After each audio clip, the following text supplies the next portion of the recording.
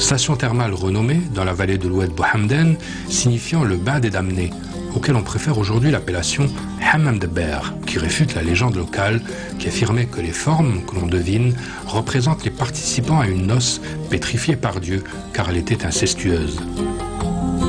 Déjà les Romains y avaient construit un établissement thermal dont certains éléments sont encore présents en contrebas.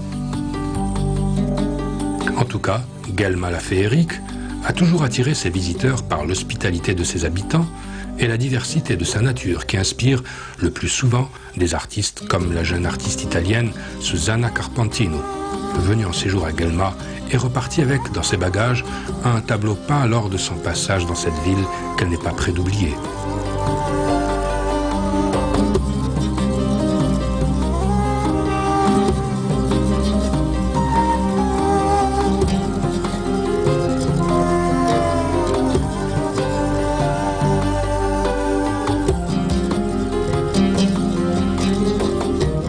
L'artisanat algérien, cet art ancestral formé d'une mosaïque de petits métiers, comme on le disait dans le temps,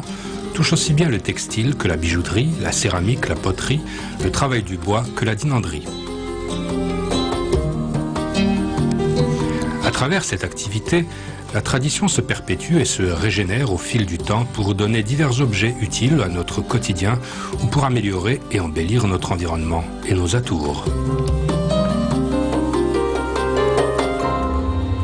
L'artisanat traditionnel algérien offre un bel exemple d'harmonie, malgré l'influence d'autres cultures, en particulier romaines, byzantines, turques, arabo-musulmanes ou encore françaises.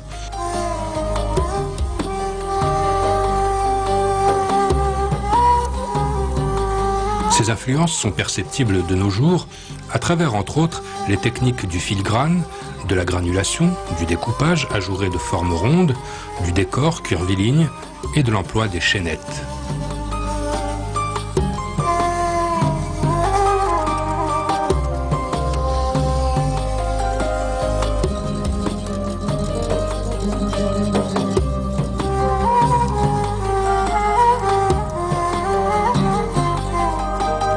De la poterie à la céramique d'art, en passant par le tissage et la tapisserie,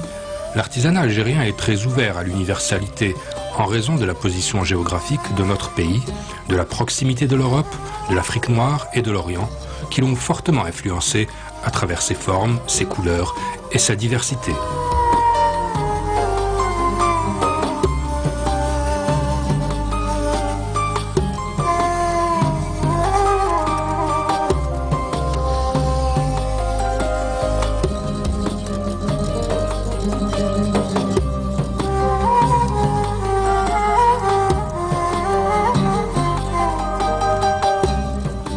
Et si Guelma parlait, elle dirait « Je fus une terre de bataille et de passion. Tout au long des siècles, les eaux de la Seybouze ont rougi du sang de mes braves. J'ai vécu les guerres puniques, connu la colonisation romaine et côtoyé Byzance avant de rentrer dans la spiritualité de l'islam, pour retomber sous l'emprise des Ottomans et replonger dans la colonisation française, avant de retrouver enfin mon indépendance. »